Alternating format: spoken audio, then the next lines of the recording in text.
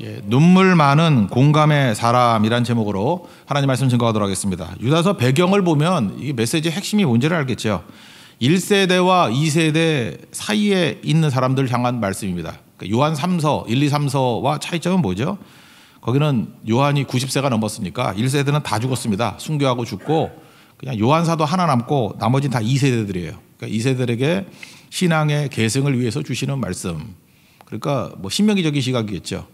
그런데 유다서는 그보다 한 20년 앞선다니까요. 그래서 1세대가 좀 늙었을 때예요. 그러니까 아직 죽지 않고 1세대가 좀 늙었고 그다음에 2세대가 아직 어렸을 때. 그러니까 주로 어떤 말씀을 증거하겠습니까? 믿음 잘 지켜라 이런 거죠. 그게 디모데 전서 1장 19절 표현에 의하면은 믿음에 관하여는 파선하지 말라. 그러니까 믿음의 파선. 끝까지 믿음 지키고 가라. 이게 또 유다서의 핵심이겠죠. 그러니까 약간 차이점이 있죠. 물론 믿음의 계승도 있습니다. 그렇지만 1세대들에게 최우승리해라. 믿음 파선하지 말고 끝까지 가는 종이 되기를 원한다. 이렇게 말씀하고 있다는 것입니다. 그래서 오늘 살피는 요 세 번째 내용의 가장 많은 부분은 뭐냐 하면은 우리가 어떻게 하면 믿음의 파선이 되느냐. 뭐 거짓 증거 그런 것도 있겠지만 비방하는 말하다가 무너진다는 거예요. 그러니까 우리 연세 드신 분들, 예수 오래 믿은 분들, 우리 믿음 무너뜨리는 방법이 뭐냐? 마귀가 비방하는 말로 우리를 무너뜨린다는 거예요. 교회 무너지는 것도 마찬가지입니다. 오랜 역사를 갖고 있는 교회가 한순간에 무너져요. 마귀가 비방하는 말로 무너뜨린다는 거예요. 오히려 오래된 교회는 이단의 말씀 뭐 이런 거 갖고 잘 안 무너져요. 정통이니까. 그런데 비방하는 말로 무너진다니까요. 그러니까 이단의 헛된 메시지 그것도 위험한 거지만 비방하는 말 이건 사실 죄의식도 별로 없는데 이걸로 무너지게 된다 그런 뜻입니다. 마귀의 특징이 뭐예요? 비방하는 자, 참소하는 자. 요한계시록 12장 10절 보니까 우리 형제를 참소하고 우리 하나님 앞에서 밤낮 참소하는 자가 쫓겨났다. 누구예요? 마귀입니다. 마귀. 마귀 특징이 비방하고 참소하고 비방하고 참소하고 마귀 자녀예요. 그러니까 그걸로 무너지게 된다. 그러니까 자꾸만 비방하는 사람들 보면 저 뒤에 마귀가 있구나 이렇게 생각하면 틀리지 않는다는 것입니다. 그래서 오늘 내용 전체가 다 그거예요. 비방하면 믿음의 파선이 온다. 그러니까 입술에 파수꾼을 두라. 뭐 그런 얘기겠죠. 먼저 첫 번째 나오는 얘기가 그냥 순서대로 한번 쭉 살펴보면 이런 겁니다. 모세의 전승 이야기예요. 그래서 모세가 죽었지 않습니까? 느보산에서 죽고 난 다음에 이거는 구전으로 아마 내려오는 얘기 같아요. 그리고 또 그 외경에는 모세 승천기라는 외경이 있거든요. 아마 구전을 담아가지고 기록된 내용인 것 같기도 하는데 그 천사 미가엘하고 그 다음에 마귀하고 막 싸웠대요. 그러니까 마귀는 뭐냐면 모세 무덤을 크게 만들어가지고 경배하고 숭배하라. 근데 천사 미가엘은 그 내용에 의하면 그래요. 뭐 이렇게 승천했다, 뭐 시체를 갖다 가져갔다, 뭐 그런 뜻이죠. 그 이유가 무엇입니까? 사람을 경배의 대상으로 삼지 말라는 거죠. 그래서 기독교는 너무 무덤 이런 거 이런 거 관심 갖고 누구 경배하고 이러는 거 관심 갖다가 본질 대신 하나님 놓칠 수 있다라는 거예요. 그래서 너무 기념일 챙기고 너무 뭐 생일 챙기고 너무 꾸미고 이러는 거 이거 마귀적인 요소들이 더 강하지. 마귀라고 그러진 않았습니다. 마귀적인 요소가 강하다 그랬어요. 하나님께서 기뻐하시는 일은 아닌 것 같아요. 그래서 지금 이런 거 있을 때 이게 핵심은 아니거든요. 이게 논쟁이 있을 때 그 미가엘이 어떻게 얘기했느냐, 막 마귀를 향해서 막 비방할 수도 있어요. 이 나쁜 놈, 이 사탄 같은 놈, 사탄이니까 사탄이지. 이 사탄 하면서 막 온갖 욕설을 다 말할 수 있는데 미가엘 천사장이 뭐라고 얘기했냐면 천사의 욕이 최고로 잘해봐야 이 정도라는 거예요. 주께서 너를 꾸짖는다. 그 정도. 내가 이거 하니까 생각나는 게 있어요. 그 황은호 목사님이 그랬던 것 같아요. 옛날 설교 내가 들었던 기억이 나는데 뭐 군대에서 선임한테 맨날 어려움 당했는데 후임들 교육시킬 때 욕 못하는 선임이었대요. 황은호 목사님 인격이 좋잖아요. 욕을 못하는 것 같아. 그래서 그때 막 다른 사람이 웃었는데 황 목사님이 할 수 있는 최고의 욕이 뭔지 알아요? 너 나빠 그랬대요. 그때 지금도 기억나는데 너 나빠. 그때 내가 생각났던 게 그거예요. 유다서가 생각나더라고. 황 목사님 이름을 영어 이름으로 미가엘. 그죠? 미가엘이죠. 마이클. 미가엘이 좋을 것 같아요. 마이클 잭슨. 그죠? 미카엘. 되게 좋은 것 같아요. 미가엘이라는 게. 왜 그래요? 기껏 욕해봐야 주께서 너를 꾸짖는다. 이 정도로. 그러니까 이게 지금 모세가 뭐 시체가 없어졌다 말았다. 이게 문제가 아니라 미가엘 선지자가 할 수 있는 최고의 욕이 주께서 너를 꾸짖는다. 이 정도라는 거예요. 그러면 우리도 여기서 배울 내용이 뭐죠? 함부로 욕할 때 거친 말 담으면 안 되고 우리도 최고 욕, 넌 아빠 정도가 됐으면 참 좋겠다. 뭐 그런 얘기입니다. 그러니까 비방하는 자가 되지 말라. 그 메시지예요. 9절 읽겠습니다. 시작. 천사장 미가엘이 모세의 시체에 관하여 마귀와 다투어 변론할 때 감히 비방하는 판결을 내리지 못하고 다만 말하되 주께서 너를 꾸짖으시기를 원하노라 하여거늘. 그러니까 하나님의 천사들 비방 안 한다는 거예요. 그러니까 우리도 비방하면 안 된다는 거죠. 근데 그 다음 절에 뭐라고 나왔냐면 알지도 못하면서 막 비방하는 자들이 있다는 거예요. 그거 제대로 하려는 거예요. 너 믿음 파손한다 그러다가 말 함부로 하면서 막 욕하는 사람도 있죠. 너 그러다 믿음 파산한다. 너 쫓겨난다. 너 인생 망친다. 뭐 그런 얘기예요. 그렇죠? 그래서 우리 사랑과 정죄를 얘기했잖아요. 사랑은 어떤 거라 그랬어요. 고린도전서 13장 같은 데 보면은 우리가 부분적으로 알지만 그때는 온전히 알게 된다. 사랑은 전체를 보는 거예요. 맥락이 있잖아요. 저 사람이 왜 저러나 다 이유가 있겠지. 그런 거죠. 그래서 전체를 보면은 정죄 안 해요. 그래서 어떤 사람에 대해서 이렇게 비난할 마음이 생길 때 내가 부분밖에 못 봐서 그래. 좀 더 알아봐야지. 라고 하면서 전체를 보면은 온전하게 보면은 비난 안 하죠. 근데 마귀가 쓰는 방법이 뭐냐면 우리에게 부분만 보게 만드는 거예요. 부분만. 우리가 부분적으로 보고 부분적으로 한다 그러잖아요. 그러니까 이유도 모르면서 막 비난하고 정죄하는 거죠. 정죄는 부분에 대한 반응, 사랑은 전체에 대한 반응이다. 그죠? 근데 실제로 이건 부분도 아니고 알지도 못하면서 막 떠드는 사람들 있죠. 뭐 어떻게 지나가는 소리 듣고 난 다음에 같이 비방하고 동조하고 그게 말이 되느냐 이런 거죠. 또 그러다가 믿음 파산한다 그런 얘기예요. 믿음 잘 지키십시오. 비방하면 안 돼요. 정죄하는 거 비판하고 이러다가 그 사람이 무너지는 게 아니라 그렇게 말하는 사람이 먼저 무너진다라는 거예요. 그게 10절 말씀입니다. 10절 읽겠습니다. 시작. 이 사람들은 무엇이든지 그 알지 못하는 것을 비방하는도다. 또 그들은 이성 없는 짐승같이 본능으로 아는 그것으로 멸망하느니라. 이게 본능이라는 거예요. 마귀가 죄의 본능을 줘가지고 막 비방해가지고 다 망치게 만든다는 거예요. 여러분들 입 조심하지 않고 막 비방하다가 보면은 여러분 믿음이 하나도 없습니다. 그래서 시험이 오거나 환란이 오거나 무슨 큰 싸움이 있을 때 남아있는 믿음이 없어요. 비방하다가 다 날려버렸으니까. 그런 바보 짓을 왜 하느냐 그런 얘기죠. 그래서 성경은 또 비방하다가 망한 예 세 가지를 들고 있어요. 가인이 있었고 민수기 22장부터 25장에 나오는 발람 선지자 그리고 16장에 나오는 민수기 16장에 나오는 고라 자손. 얘네들이 왜 망했는지 아냐? 비방하다 망했어 그런 얘기죠. 첫 번째는 가인 예를 들은 거예요. 가인이 자기 예배 드릴 때 자기 예배를 안 받고 동생 예배는 받고 그 성경의 맥락이 그거 아니에요. 근데 동생 막 비난하는가 봐. 비방하고 하나님 비방하고 그러다 나중에 어디까지 가요? 이게 자라가지고 살인자가 돼버리잖아요. 쫓겨나 버리잖아요. 그 시작은 뭐냐? 비방부터 시작됐다는 거예요. 성경 맥락이 그거예요. 가인의 길을 걸을래? 또 말도 안 되지. 가인의 길을 걸으면 안 되겠지. 그 얘기라고요. 또 하나가 이제 발람 선지자인데 발람 선지자는 이익을 위해서 싹스를 위하여 그 민수기 22장부터 25장까지 나오잖아요. 그 모압 왕 이름도 비슷해. 발락이라는 놈한테 발락이 돈 받고 이스라엘을 저주해달라고. 저주가 그게 비방이거든요. 돈 받고 비방해달라고. 돈 받고 욕해달라고. 전 지금도 그렇게 생각해요. 세상에서 제일 불쌍하게 사는 인생이 남 욕하면서 먹고 사는 인생이에요. 남 비방하면서 먹고 사는 거. 참 어떻게 그 직업도 그런 직업을 갖고 있는지. 그걸로 먹고 사는 거. 비방으로 먹고 사는 건 정말 그 사람 불쌍한 거예요. 빨리 딴 걸로 먹고 살기를 원해요. 비방으로 먹고 살면 안 되겠죠. 근데 발람 선지자가 하나님의 능력의 선지자임에도 불구하고 비방, 싹스를 위해서, 이익을 위해서 비방하다가 나중에 비방이 안 먹히죠. 저주가 안 먹히니까 나중에는 어떻게 되죠? 함정을 파죠. 그 모함 여자들, 예쁜 여자들 오게 만들어서 예배드리게 만들고 그 음행하게 만든 거 아니에요? 그게 바알부올 사건 아닙니까? 민수기 25장에. 그래서 유대인들 청년들 막 이렇게 음란하게 만들어가지고 그날 24,000명 죽었죠. 전염병으로. 이게 바알부올 사건 굉장히 무서운 사건 아니에요? 이걸 뭐라 그러죠? 부자기의 죄. 부자기의 죄가 뭐냐면 발람이 실제로 죄를 짓게 만든 건 아닌데 죄질 여건을 만들어 놓은 거예요. 함정 맞다 놓고 아니 젊은이 애들에게 뭐 제사 드린다 그러면서 모압 예쁜 여자들 나와서 뭐 노출심하고 이러면 다 죄 짓는 거지. 발람이 안 한 거예요? 발람의 죄지. 죄를 짓도록 유도한 거. 부자기의 죄 그러면 최근에 나온 게 뭐 어떤 남편 죽인 뭐 여자 있다며 이은혜라고. 우리 반주하는 이은혜가 아니고 이은혜. 예, 이은혜. 근데 뭐 나이도 비슷하대. 여자가 무서운 것 같아, 그죠? 여자가 주는 거 함부로 먹으면 안 되고. 그래서 나 보고 안 먹어요. 보고 사주지 마. 그런 거. 나 물 싫어해요. 물로 끌고 가지 말고. 하여튼 뭐 그런 게 그거죠. 지금 거기서 유도하는 게 뭐예요? 수영 못하는 남자 뛰어내리게 만들어서 건져주지 않았다. 뭐 제가 신문 보니까 대충 그런 것 같은데. 그러니까 직접 죽인 건 아니지만 살릴 수 있는데 살리지 않은 거. 그걸 부자기의 죄 그러잖아요. 그게 딱 발람의 죄야.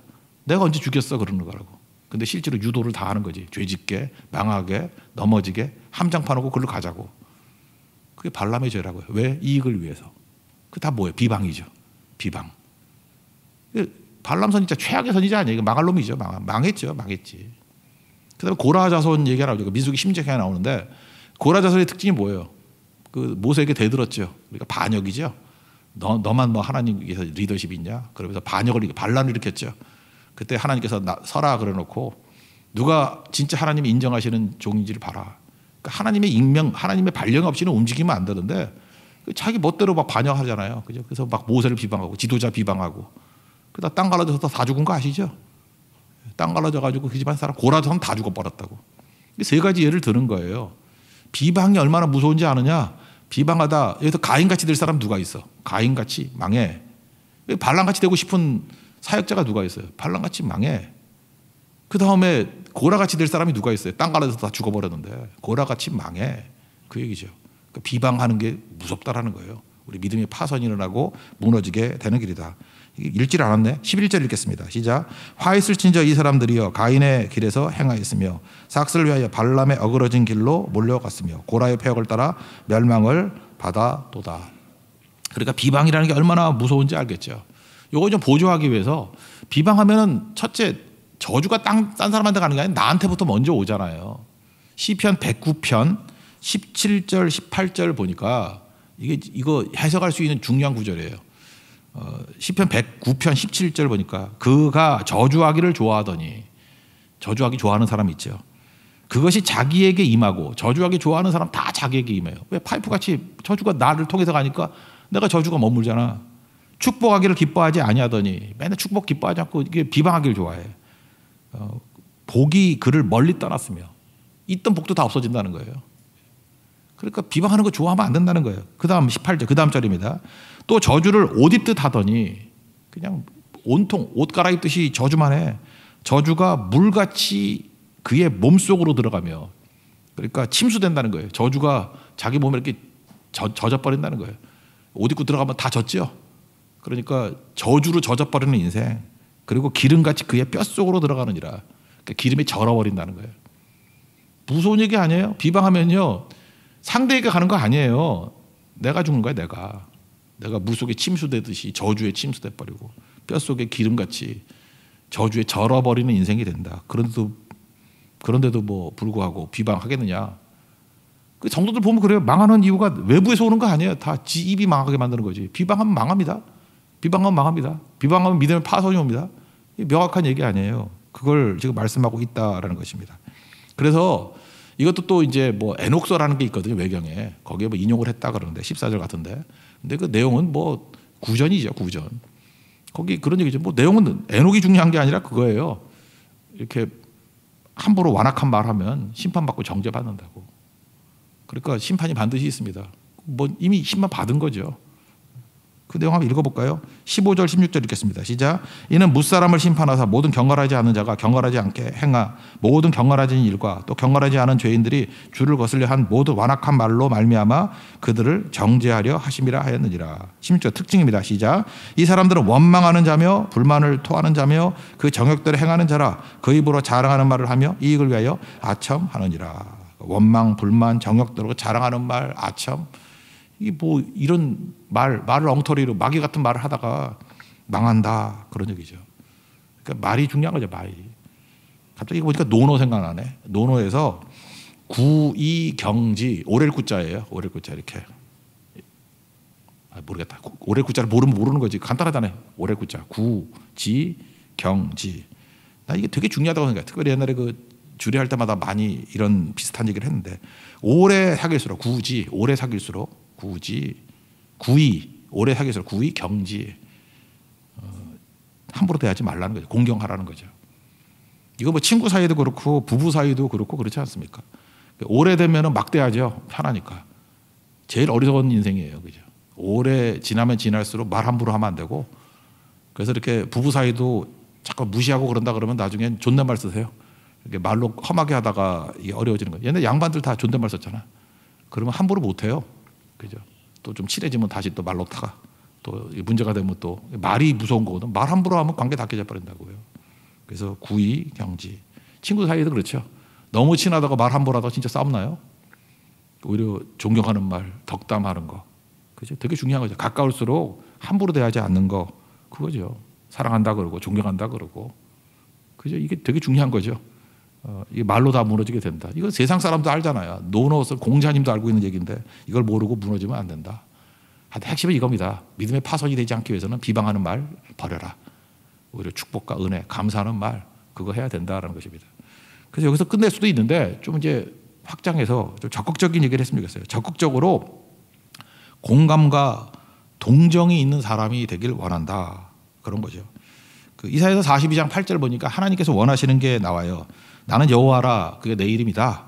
내 영광을 다른 자에게 내 찬송을 우상에게 주지 않겠다. 그러니까 하나님께서 원하는 건 뭐냐면 하나님 백성들에게부터 영광과 찬송받기를 원하신다고. 그러니까 우리 입술을 가지고 해야 될 일이 비방하는 말을 하지 말고 우리가 뭐예요? 하나님께 영광 돌리고 하나님을 찬송하는 일을 막 해야 된다는 거예요. 이게 중요한 거죠. 그래서 입술은 중립적이지 되면 안 돼요. 영광 돌리고 찬송하고 영광 돌리고 찬송하고. 제가 그랬죠. 찬송 크게 불러야 된다고. 찬송 크게 부르면 은혜가 임해요. 그리고 마귀가 쫓겨나가고 능력이 임하게 된다고. 근데 요즘에 찬송을 좋아한다라는 게 미디어가 발달돼 가지고 자꾸 듣는 거로 생각해. 듣는 건 제가 볼 때 100분의 1 힘도 없어요. 뭐 들어서 나쁠 건 없지만 찬송은 듣는 게 아니에요. 찬송은 부르는 거지. 부르는 거예요. 하나님께 영광 돌리고. 여러분 사랑 고백할 때도 뭐 녹음해가 와가지고 뭐 누구 노래 틀어줘요? 이게 내 마음이야. 그러니까 맨날 혼자이지. 서툴더라도 자기가 해야죠. 자기가 불러야죠. 자기가 고백해야죠. 예배가 그런 거 아니야. 하나님께 영광 돌리고 찬송하는 걸 남 시켜요? 누가 대신 불러줘? 내가 하는 거지. 내가. 그죠? 찬송을 부르는 거야. 찬송을. 우리 교회 처음 요즘에 새로 오시는 성도들이 그러더라고요. 이 교회 특징이 뭔가 내가 물어봤어요. 우리 처음 왔더니 특징이 뭐예요? 했더니 찬송 엄청나게 많이 하네요. 그러더라고요. 딴 교회 찬송을 안 하는가 봐. 안 하는 이유가 뭐냐 했더니 그분 얘기예요. 자기가 다녔던 교회가 있는데 지금은 예수 안 믿던 분이에요. 근데 오래전에 다녔던 교회가 있는데 거기 찬송 뭐 똑같은 얘기 하더라고요. 옛날에. 찬송 1절부터 4절까지 부를 능력이 안 된대. 그러니까 찬송 부르다가 힘이 다 빠져가지고 숨이 막혀도 다 못 부른다는 거예요. 찬송이 이게 믿음이에요. 1절부터 4절까지 못 불러요. 그러니까 1절 부르고 4절 부르고 그러지. 근데 찬송을 계속할 수 있다는 게 뭐예요? 우리 고백이거든. 사랑 고백이거든요. 거기서 힘이 나온다고. 찬송 크게 하십시오. 그리고 외워서 하십시오. 웬만하면. 자막 안 나와요. 여러분 핍박당할 때 뭐 자막 틀어주고 할 것 같아? 외우라고. 외울 수 있는 찬양이 얼마나 많이 되는지 그게 엄청난 능력이 될 수 있다는 것입니다. 찬송하는 거죠. 그러면 우리에게 은혜가 임하면 그 다음 할 일이 뭐죠? 이게 수직적인 건데 수평적으로 흘려보내기를 원한다는 거예요. 찬송의 능력이 임하고 말씀의 능력이 임하면요. 이게 흘러 넘친다고. 그래서 수평적으로 주변 사람을 살리게 돼 있다고요. 창세기 12장 3절 너로 말미암아 모든 족속이 복받는다고. 모든 족속이 너로 말미암아 복받는다고. 수직적인 은혜에서 수평적인 능력의 흐름이 생기게 된다는 것입니다. 이거 꼭 할 줄 알아야 되겠죠. 이게 되게 필요하다는 것입니다. 우리 성도들이 이렇게 찬송도 안 하고 이렇게 하나님의 은혜를 충만히 받지 못하고 영광 돌리고 찬송하는 게 없으니까 확산이 안 되는 거예요. 전도가 안 돼요. 여러분 찬송 부르 예배 제대로 드려보세요. 그러면 전도가 저절로 돼요. 왜냐하면 이게 흘러 넘치기 때문에. 그게 되게 중요한 거거든요. 그 위로가 되게 중요한 건데. 그 장례식 얘기 하나 해볼게요. 미국 장례식의 특징은 뭐냐면 이거 같아요. 이렇게 마음속에 있는 거 표현을 안 하는 것 같아요. 미국 사람들도 표현하는 것 같지만 또 안 하는 것 같기도 해요. 사실은 사랑하는 사람이 천국 갔습니다. 죽었습니다. 그러면 천국 간 거 모르나? 알아도 슬프죠. 안 슬프나? 슬프지 않아요? 이별되니까 우리 뭐 당장 만나는 거 아니잖아. 천국 가야 만나는 건데 슬프죠. 그 슬픔을 좀 얘기를 해줘야 되는데 이 사람은 또 자기가 믿는 바대로 일치시킨다고 해도 이게 반대로 생각하는 경우가 있어요. 여러분 아버지 학교라는 데 있잖아요. 들어보셨죠? 아버지끼리 남자끼리 모여가지고 뭐 상처 치유받고 막 그러는 데가 있어요. 거기서 자녀들에게 제일 듣고 싶은 얘기가 뭐냐 그랬더니 뭐 이런 거예요. 우리 아버지는 희생적인 아버지였어. 우리 아버지는 신앙적인 아버지였어. 근데 제일 웃긴 게 뭔지 알아요? 깨어나신다. 그거예요. 무슨 소리 몰라요? 죽고 싶지 않아가지고 죽은데 애가 아버지 깨어나시네. 그걸 제일 듣고 싶대요. 농담 같지만 그만큼 사람은 죽고 싶지 않은 거라고 그런 얘기를 하더라고. 그죠? 근데 그런 게 보여주는 게 미국 장례식 같은 데 보이는데 저는 미국 장례식에도 유익이 좀 있는 것 같아요. 미국 장례식에는요, 죽으면 관뚜껑을 열어놓습니다. 그래서 여기서 예배를 드린다 그러면 관뚜껑 열어놓고 얼굴 다 보면서 예배 드리는 거예요. 그리고 우리는 수의를 입히는데 내가 수의는 그 장례업자들 돈 벌려고 하는 것 같아. 그 수의를 뭐하러 입히지? 미국에는 평상복 입어요. 저도 혹시 죽으면 수의 입히지 말고 양복 입혀주세요. 입던 거 이거 입혀주세요. 이렇게 준 것 같아요. 그 돈만 들고 뭐 어차피 다 썩어 없어질 건데 그죠? 그러니까 수의 안 입혀요. 수의 안 입히고 평상복 입는다고.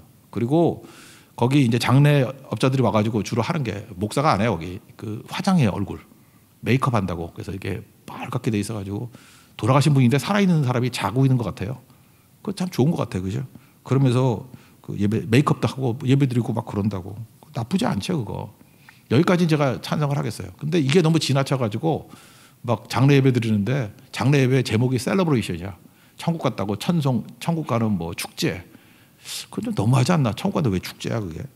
물론 천국 갔죠. 그렇지만 우리 마음에 섭섭함과 아픔이 있지 않아요? 자꾸만 이렇게 믿음의 내용하고 감정하고 부딪히고 있는데 그걸 그렇게만 연결시키니까 좀 문제가 되고 있는 것 같아요. 누가복음 7장에 보면 예수님이 있거든요. 예수님이 그 과부의 아들이 죽었어요. 과부에게 유일한 독생자가 아들이거든요. 과부는 아시죠? 유태인들은 남자가 모든 법적 권리가 있다고. 남편 죽고 그러니까 과부지. 아들도 죽었어. 의지할 곳이 없잖아. 안 슬퍼요? 제가 볼 때 아들이 죽어서 슬픈 것도 있지만 막막함도 있었던 것 같아요. 예수님이 누가복음 7장 11절부터 19절까지 나오거든요. 예수님이 가셔가지고 멈췄어요. 그리고 관에 손을 대셨다고. 교회가 이런 모습이 있어야 된다고 생각합니다. 예수님이 부활의 예수님이 그거 모르겠어요? 죽으면 천국 갔다는 거? 예, 천국 갔습니다. 근데 관에 손 대시잖아요. 멈추잖아요. 그리고 나사로 집 같은 때도 뭘 했어요? 성경에서 제일 짧은 구절이 요한복음 11장 35절 그랬잖아요. 지저스 웹트. 예수님이 우시다. 예수님 부활을 몰랐어요? 이제 살아날 건데 왜 우세요? 공감이거든. 우리가 지금 비방하는 말 하지 말자 정도가 아니라 우리에게 공감이 있어야 돼. 공감. 예수님이 공감하신 분이에요. 제가 영어 공부하면서 제일 힘들었던 그 단어가 뭐냐면 그 외우는데 뜻이 생각이 안 나. 그게 empathy하고 sympathy 또는 apathy 뭐 들어도 다 모르겠죠. empathy 그러면 E-M-P-A-T-H-Y pathy. 이 pathy라는 게 파토스예요. 파토스. 파토스는 고통이란 뜻이거든. 그 제가 이제 정리를 좀 해봤어요. 했더니 M이라는 것은 인하고 똑같거든요. 그러니까 고통 안으로 들어가는 거예요. 그래서 이거 영어로 empathy 그러면 이 설명되는 게 뭐냐? I feel your suffering. 너의 고통을 느낀다. 그래서 이걸 공감이라고 번역해요. 공감. empathy. I feel your suffering. 나는 너의 고통을 느낀다. 그러니까 이게 감정이입 또는 공감 이렇게 얘기하죠. 마음의 마음. 이 파토스에서 나온 단어가 패시브거든요. 패시브 또 패션. 그래서 더 패션하고 대문자로 쓰면 예수님의 순환이에요. 그래서 패션 오브 크라이스트 그러면 예수님의 십자가 순환 얘기하잖아요. 패션. 영어도 있었죠. 패션 오브 크라이스트. 그 패션이라고. 그 파토스에 나온 거예요. 고통의 극단이 예수님의 순환이에요. 근데 엠파시 그럼 뭐예요? 그 안으로 들어간다는 거예요. 고통 안으로 들어간다. 우리 성도들에게 꼭 필요한 게 뭐냐면 예수님 같이 고통 안으로 들어가는 거예요. 이거는 마음의 문제예요. 엠파시.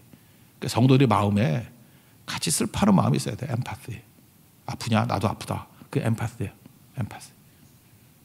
그럼 심파시는 뭐냐? 심이라는 건 뭐 같다는 뜻이잖아요. 옆에 있다 그런 뜻 아니에요. 이거는 이런 뜻이에요. 행동이 더 강한 것 같아요. 심파시는. I care about your suffering. 너의 고통에 대해서 care about. 돌본다. 나는 너의 고통을 돌본다. 행동이에요. 행동. 그래서 이걸 동정이라고 번역하기도 하고 뭐 동정과 위로에 가깝겠죠. 이 두 가지가 같이 있어야 되는 거라고. 마음이에요. 마음에는 empathy, 공감이 있어야 되고 행동하는 I care about your suffering. 너의 고통에 대해서 내가 케어하고 싶다. 돌보고 싶다. 행동이죠. sympathy. 예수님 그 두 개 다 있잖아요. 저는 예수님의 부활의 몸에 대해서 신기했어요. 예수님이 부활하셨습니다. 그리고 새로운 몸을 가졌는데 모든 건 다 새로운 몸인데 도마가 늦게 왔죠. 그랬더니 뭐 봐야 믿겠다 그랬더니 예수님이 뭐라 그래요? 부활하신 예수님의 몸에 손바닥에 못자국이 있었어요. 손가락 넣어봐. 창자국이 있었어요. 옆구리 찔러봐. 그 요한복음 기억나시죠? 왜 예수님이 부활의 몸에 왜 못자국과 창자국을 남겨뒀을까? 저는 이건 그거라고 생각해요. 엠파시. 공감하시려고. 예수님이 부활하시고 난 다음에도 상처를 그냥 놔두셨어요. 딴 거는 새로운 부활의 몸이지만. 왜요? 하나님 보좌 우편에서 우리와 엠파시, 공감하시려고. 그렇다면 우리에게도 똑같은 거죠. 우리 부활의 몸에도 상처와 창자국을 남겨두실지도 모르겠어요. 왜요? 우리에게 뭐가 필요해요? 엠파시. 공감이 필요하기 때문에 공감. 공감하는 사람만이 그 사람 옆에 가 있잖아요. 공감 없이 어떻게 행동을 할 수 있습니까? 우리가 어려움 당한 사람 옆에 서 있는 것만큼 힘이 있는 게 없잖아요. 그러면 눈물이 있는 거예요. 눈물. 그 예수님이 나사로 집에 가서 공감하시고 동정하시고 우셨잖아요. 과부의 아들 죽음 그 마음 알잖아요. 얼마나 힘드니. 그러면서 관에 손을 대시고 만져주신 거죠. 스킨십이죠. 스킨십. 이게 얼마나 중요한 건데. 그러니까 회복이 되지 않습니까? 우리 안에도 이런 모습이 있기를 원합니다. 그러면 최고죠. 그래서 우린 그래요. 뭐 천국 가는데 그러면서 할렐루야 아멘 뭐 이렇게 믿음이 없어 너무 울지 마 막 그러고 그러는데 그것도 맞아요. 이론적으로 틀린 건 아닌데 권사님도 그런 얘기 그만하시고 그냥 가만히 계시는 게 좋은 것 같아요. 친구 얘기인데요. 그 친구 이야기가 아니라 친구가 한 이야기예요. 이렇게 목사니까 제 친구 다 목사들이니까 그 얘기인데 어떤 여자분이 남편이 돌아가셨대요. 돌아가셨는데 그 교회에서 성도들이 많이 오잖아요. 그때 뭐 위로할 것 없으면 가만히 계시는 게 제일 좋아요. 근데 뭐 천국이 있어, 천국 가셨어, 할렐루야 아멘. 뭐 그리고 뭐 그런 거 있잖아요. 뭐 이렇게 기뻐하고 막 그러는 거. 근데 위로가 안 된대요. 근데 그 여자분 남편 친구인 것 같아요. 자기 누군지 모른대요. 남편 친구가 왔는데 자기 소개도 안 하더래요. 근데 딱 보니까 남편 친구 같더래요. 근데 그 앞에서 20분을 울더래요. 오니까 아내도 같이 울고 그리고 정체도 안 밝히고 갔대요. 근데 장례식 끝나고 난 다음에 제일 큰 위로가 됐던 사람이 그 남편 친구라고. 우리에게 필요한 거냐? 말이 필요한 거 아닌 것 같아요. 그죠? 엠파시. 마음의 고통 속에 들어가는 거죠. 이게 너무 약한 것 같아요. 우리 교회가 그런 교회가 됐습니다. 그래서 교회는 불이 있어야 되지만 동시에 눈물이 있어야 되겠죠. 눈물이 있는 교회. 파토스. 고통 안으로 들어가는 거. I feel your suffering. 너의 고통을 내가 느낀다. 그게 교회입니다. 그러니까 그 옆에 설 수 있어요. Care about your suffering. 그러니까 돌볼 수 있는 거죠. 이 두 가지가 다 있는 모습이 되었으면 좋겠어요. 갑자기 생각하는데 저도 우리 아버님 장례식이 있었잖아요. 제가 보니까 뭐가 위로가 됐을까? 저도 목사기 때문에 절대 안 울겠다고 작정을 했거든요. 울면 안 되지. 울면 안 되지. 그 사진 찍히면 큰일 나지. 절대로 안 울지. 내가 3번 울었던 것 같아요. 우리 장례식 때 3번 울었는데 저번에 제 친구가 있어요. 우리 교회에 다니는 친구가 하나 있는데 이동준이라고. 지금 코로나로 누워있지만 어저께 닭 2마리 보내줬어요. 닭 먹고 싶다 그래서. 코로나로 지금 길길대고 있어요. 아내도 걸리고 애들 다 걸리고 아들까지. 근데 와가지고 저는 쳐다도 안 보고 우리 어머니 붙잡고 펑펑 울더라고. 펑펑 울더라고. 그 친구 어렸을 때부터 우리 아버지가 좀 친하긴 했어요. 근데 이거 민망해. 아들보다 더 울어. 막 펑펑 울어요. 펑펑.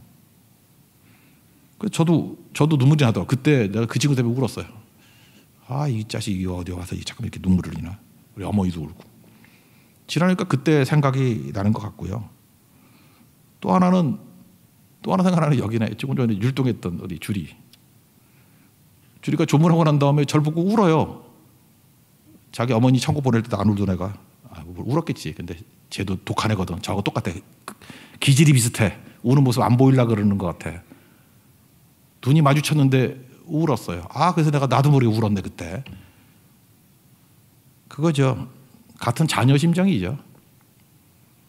2번째 울었고 3번째는 이제 다 보내고 난 다음에 가족끼리 남았을 때 기도할 때 한 번 또 울었어요. 3번 울었거든요. 그래서 돌이켜보니까 그거예요. 우리에게 최고의 위로는 엠파시. 그 고통 안에 들어가는 거예요. 같이 feel. I feel your suffering. 너의 고통을 느낀다. 느껴야 되는 거죠. 예수님 느끼시는 분이에요. 예수님은. 그리고 그 옆에 서 계시잖아요. sympathy. 우리 교회가 이제 코로나 이후에 같이 이제 식사도 하고 교제도 하고 이제 또 뭐 많은 사역들 할 거 아닙니까? 우리 선교지도 나갈 거 아니에요? 복음 들고 나가는데 우리 안에 눈물과 함께 나가야 돼요. 느낌이 있어요. 느낌. empathy and sympathy. 들고 나가십시오. 제가 외우기 힘들었는데 파세 중에 A 붙이면은 부정이라 그랬죠? 아가 붙으면 부정. 에파시가 있어요. 무관심이에요. 그건 마음도 아니죠. 고통이 없는 사람 그걸 뭐라 그래요? 공감 능력 부족 그거 뭐라 그러지? 그 병 아니 병? 그죠? 그 잔혹한 사람 아니야. 느끼지 못하는 거. 에파시. 이게 문제가 되죠. 교회가 그렇게 돼버렸어요. 다시 그 예수 그리스도의 이 복음의 능력이 회복될 수 있는 우리 하나님의 거룩한 종 되기를 축원합니다. 자리에서 일어나겠습니다. 찬송하겠습니다. 249장 찬송합시다.